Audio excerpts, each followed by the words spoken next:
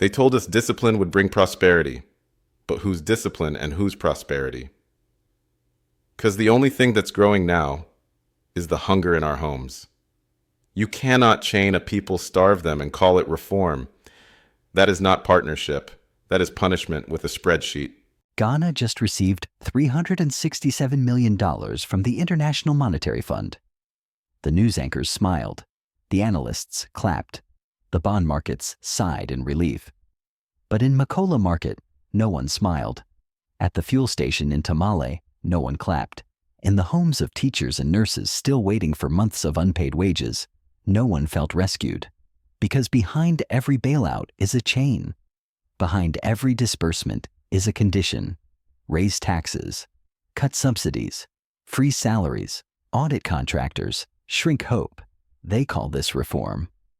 But for the mother walking 4 kilometers to find cooking oil for the mechanic, whose rent just tripled for the student who dropped out because tuition spiked again, this isn't recovery.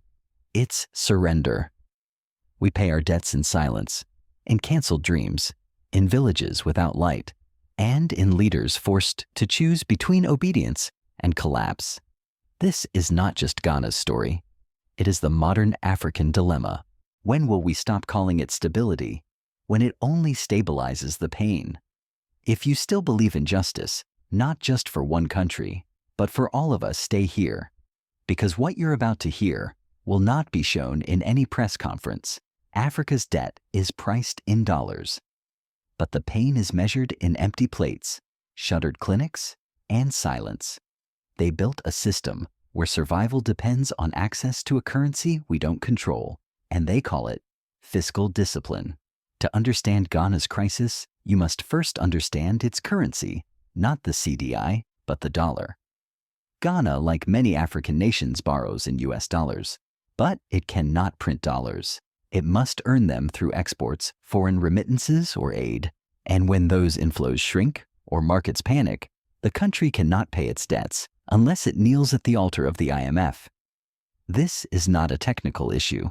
It's structural dependency designed and maintained through a global financial system where Africa must beg for the very dollars that were once extracted from its soil. So Ghana enters an IMF program, not once, not twice, dozens of times since the 1980s, always with the same promise reforms, disbursements growth, and always with the same reality short-term relief, long-term vulnerability. Election years like 2024 always bring fiscal pressure. Politicians spend to win. Fuel subsidies return. Bonuses are handed out. Roads appear overnight. It secures votes, but it wrecks budgets. And then comes the IMF, post-election, the cleanup crew, the adults in the room. They demand cuts, austerity, technical terms masking human costs. But who defines overspending when 70% of your population lacks basic infrastructure? Who decides what's unsustainable in a country still recovering from colonial extraction and debt rescheduling? The IMF doesn't govern by force. It governs by access to dollars, to loans, to legitimacy. No disbursement, no imports, no signal to markets. And without that signal, no private credit, no food on ships, no medicine on planes. So countries comply, even if it means silence at home, even if it means passing budgets written in Washington, not Accra. The dollar trap is invisible, but it is everywhere. It is in every customs office demanding USD clearance. It is in every investor who refuses to lend in local currency. It is in every finance minister forced to cut hospitals to stabilize reserves. And it raises the deeper question, is this about helping Africa develop or keeping Africa obedient? If Africa is always the debtor, always the student, always the one being reformed, then who really benefits from this model of discipline? They say politics is the art of the possible, but in Ghana 2024 proved it can also be the science of forgetting the people, the promises, the price of survival. At the dawn of 2024, Ghana stood at a fragile crossroads. Inflation was high but slowly easing. The IMF-backed program launched in 2023 was beginning to bear fruit. Creditors were cautiously optimistic. The seedy battered but stable seemed ready to hold. But then came the election season, and with it, the return of Ghana's oldest temptation: political spending. Bonuses for civil servants, a rapid expansion of fuel subsidies, new road projects announced with fanfare, school fees quietly waived in some districts, hospitals given urgent but short-term injections of funds. These weren't random acts of generosity. They were deliberate plays for votes. In a country where public approval is won not through ideology, but through material survival, politicians understand that every gallon of fuel, every sack of rice, every salary top-up is a political transaction. The IMF program warned against it. Fiscal discipline was to be maintained. Deficits were to be reduced. But the ruling party, facing strong opposition, chose politics over prudence. By mid-2024, the results were evident. The budget deficit was exploding. Spending had far outpaced revenue. Domestic borrowing surged, pushing up interest rates. Foreign creditors, once cautiously supportive, began to pull back. And then came the arrears. Government ministries began to delay payments to contractors. Completed infrastructure projects went unpaid. Civil servants reported late salaries. Hospitals ran out of basic supplies, not because money wasn't promised, but because it had already been spent. The fourth quarter of 2024 was not just a financial crash.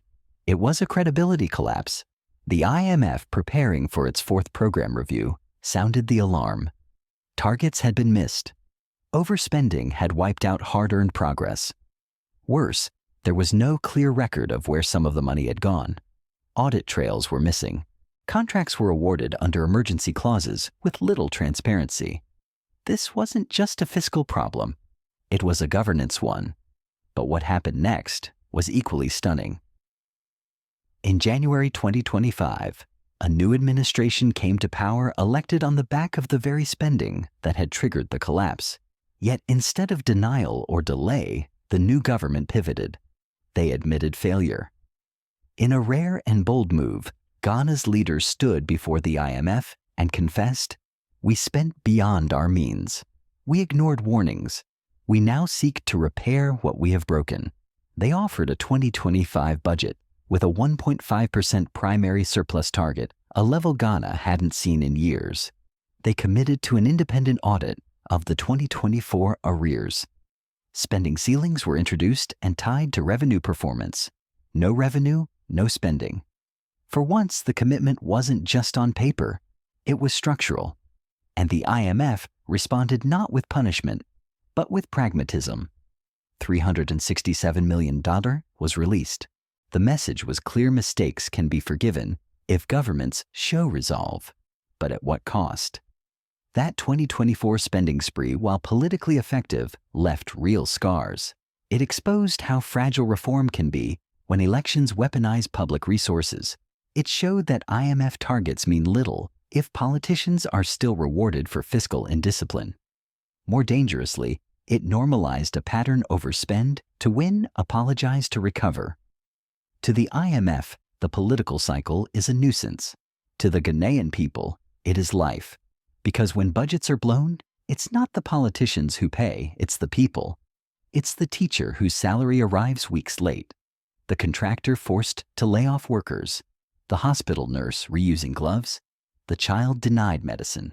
And though the post-election correction may seem brave, it is also cynical. The damage was already done. The votes already counted. The debt already issued. What remains is cleanup. And the cleanup always involves pain. So was this action or betrayal? Was the 2024 spending spree a necessary evil in a contested democracy, or a reckless abandonment of responsibility that mortgaged Ghana's future for short-term gain? And more importantly, if the IMF keeps rewarding post-crisis reforms, are they not quietly encouraging pre-election excess? This is not just about Ghana. This is a warning to every African nation where politics outpaces accountability, where elections bring handouts and aftermaths bring hunger, where the people must choose between economic survival and political memory. They say the IMF rewards courage, but courage for whom? Because the people are not the ones being rewarded, they are the ones being tested. And in this test, obedience is measured not by growth, but by how much pain a nation is willing to accept, without protest. After Ghana's admission of failure and its swift pivot toward fiscal discipline, the IMF responded with what the media called a vote of confidence. $367 million in immediate disbursement, a green light for investors, a sigh of relief for creditors. But beneath the headlines, a darker truth unfolded, one that rarely appears in press releases. This bailout was not a rescue. It was a transaction, a demonstration of how power operates in the 21st century, not through coups or tanks, but through spreadsheets and policy matrices. The conditions were clear: raise property taxes previously unenforced, remove or scale back subsidies on electricity and fuel, impose stricter controls on public spending, and most critically submit to external auditing. At first glance, it sounds reasonable. Who wouldn't want accountability? But what happens when that accountability is enforced by those who never voted in your elections? What happens when your budget, your salaries, your development plans are reviewed? Not in Accra, but in Washington. This is not partnership. This is surveillance disguised as reform. The Ghanaian government, to its credit, tried to sell the plan as a bold reset. But for many citizens, especially in low-income and rural areas, it felt like punishment. In marketplaces across the country, prices rose. Transport costs jumped due to new fuel levies. Electricity bills ticked upward, even for those who had gone months without stable power. Small business owners now faced stricter compliance rules. Civil servants reported wage freezes, some stretching into months of delay. And then came the audits.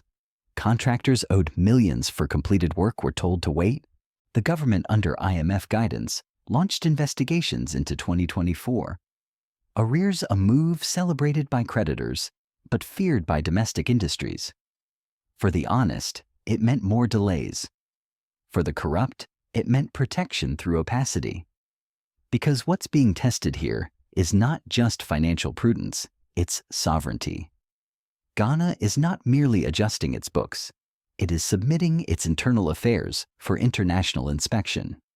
And while that may reassure Wall Street, it quietly undermines the principle of democratic self-determination. Let's ask the harder question. Why does the IMF only praise reforms when they are painful? Because what happened in Ghana is not an anomaly. It is a model, a signal to other African states: if you stray from our targets, we will squeeze you. But if you return with apologies and promises, we'll reward you not for your people's well-being, but for your submission. This is not conspiracy. It is policy. In Kenya, in Zambia, in Egypt, similar patterns unfold. Programs backed by loans, justified by metrics enforced by hardship. In each case, the IMF says it's about helping governments correct their own mistakes. But what if the deeper mistake is not theirs alone? What if the system itself is built to ensure that no African nation ever truly escapes?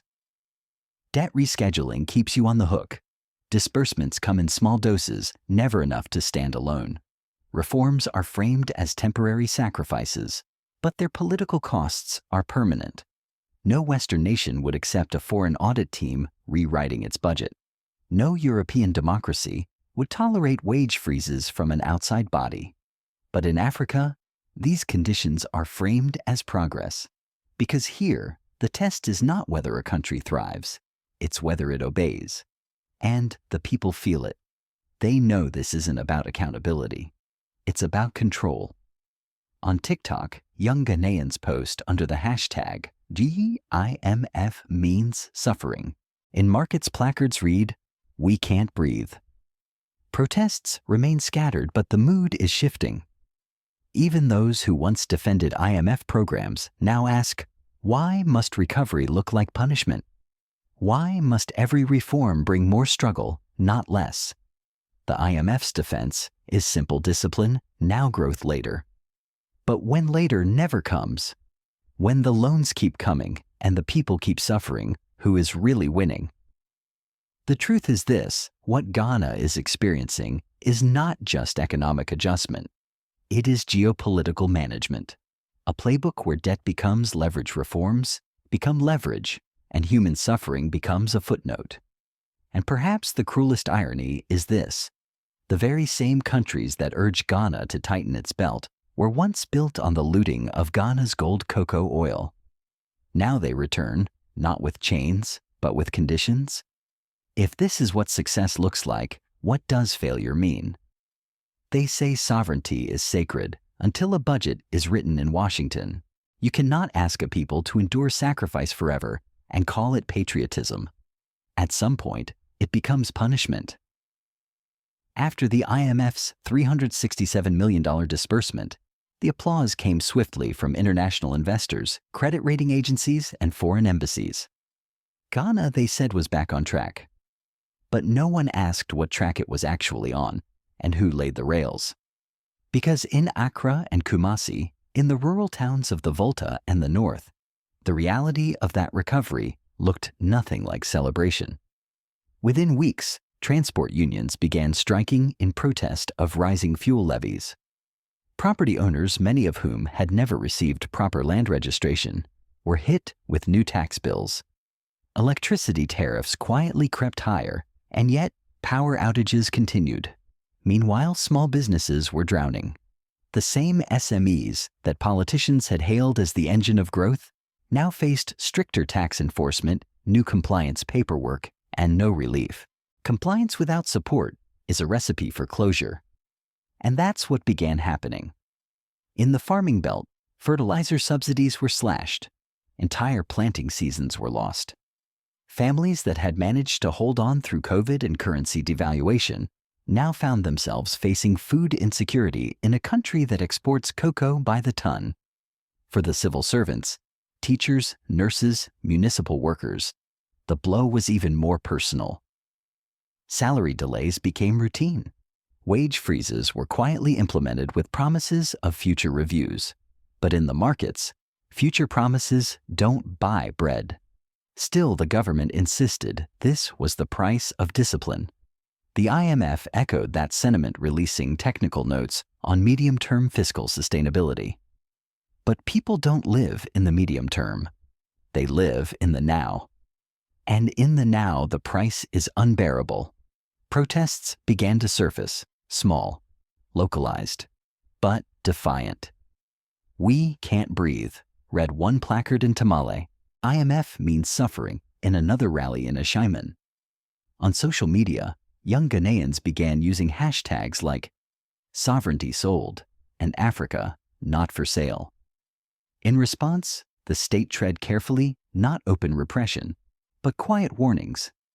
Dissident academics received less airtime. Civil society leaders were urged to be constructive. Journalists were reminded of their duty to stability. And perhaps most symbolic of all, an audit team composed in part by external advisors began reviewing arrears from 2024, legitimate fraudulent.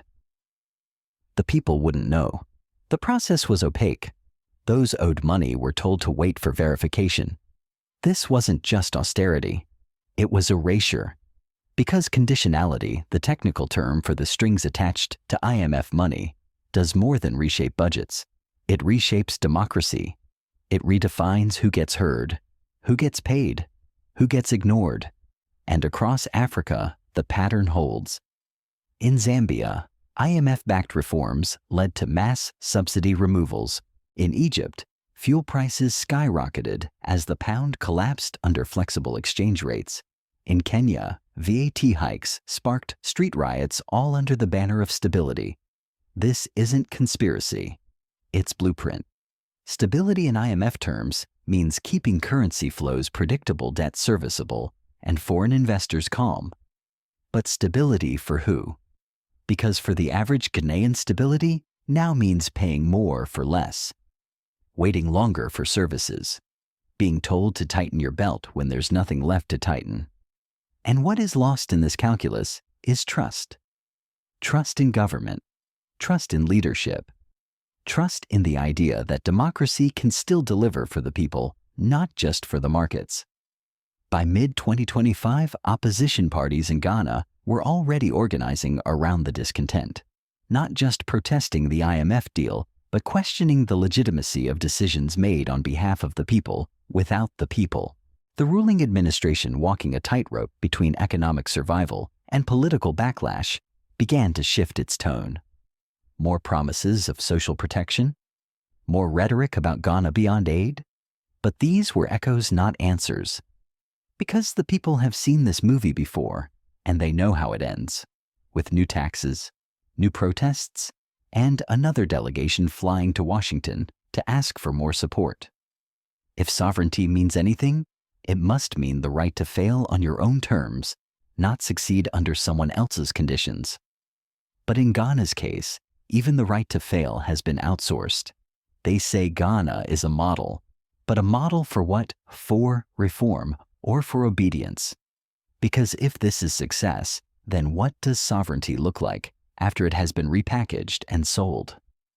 Across the continent, African finance ministers watched Ghana's 2025 IMF approval like a litmus test, not for numbers for precedent.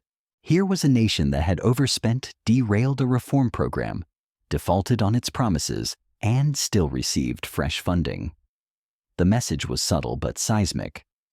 If you stumble but quickly submit, the system will still embrace you. This wasn't just a Ghanaian lesson. It was a continental signal. Zambia, Kenya, Egypt all are navigating their own IMF-backed reforms. Each faces a similar dilemma: elections that demand generosity and a post-election reality that demands punishment. And now a new blueprint emerges: spend, collapse, confess reform, and get rewarded. But this model is dangerous because it normalizes dysfunction. It tells governments that the IMF will tolerate fiscal betrayal so long as you return kneeling with a new spreadsheet in hand. For the IMF, this pragmatism may appear flexible, but for Africa, it risks becoming a leash.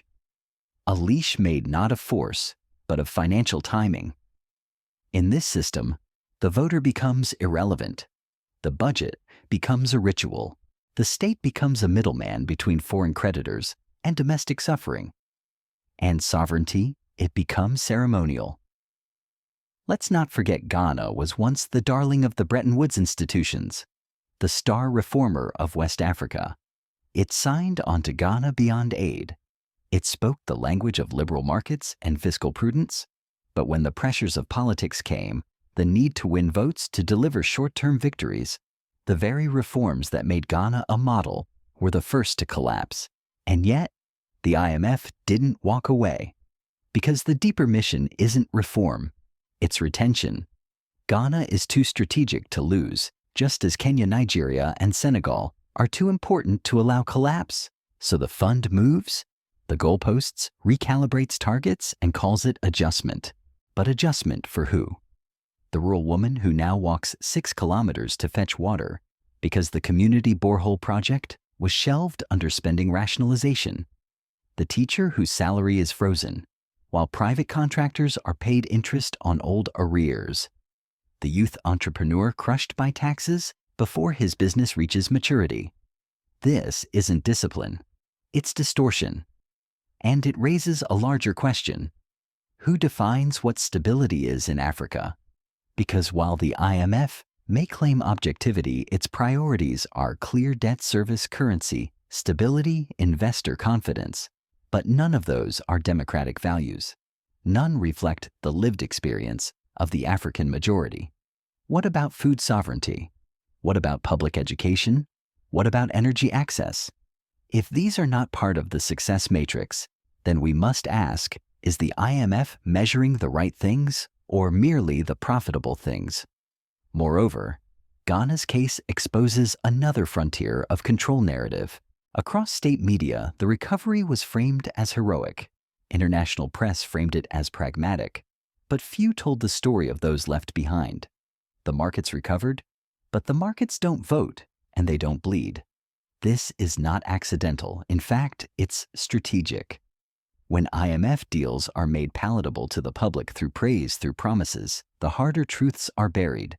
the truth that Ghana's debt crisis was years in the making, that IMF involvement is not rescue, but restraint, that austerity, even when sugar-coated with technical jargon, is still a blade.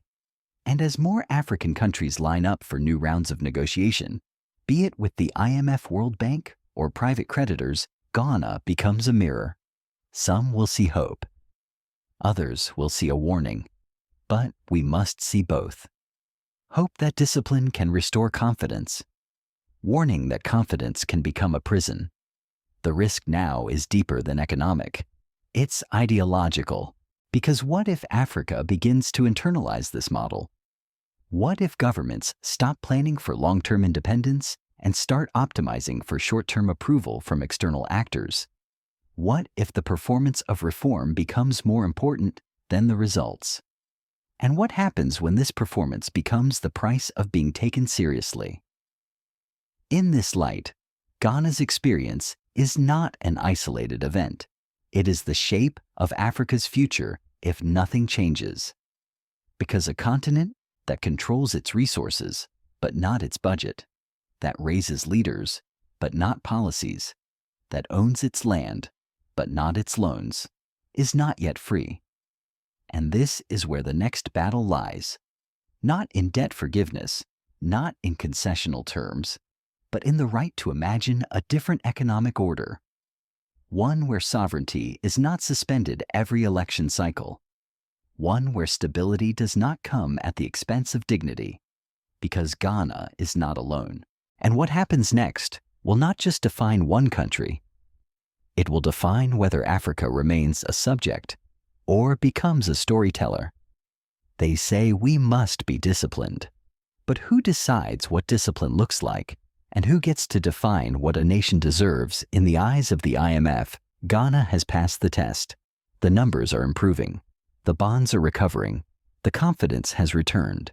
But numbers don't eat. Bonds don't vote. And confidence doesn't keep the lights on. Across Africa, there is a growing silence, not from satisfaction, but from exhaustion. We are told to wait. That growth will come. That the suffering is temporary? That reforms take time. But time is a privilege, and for too many Africans, time has already run out. We don't reject reform.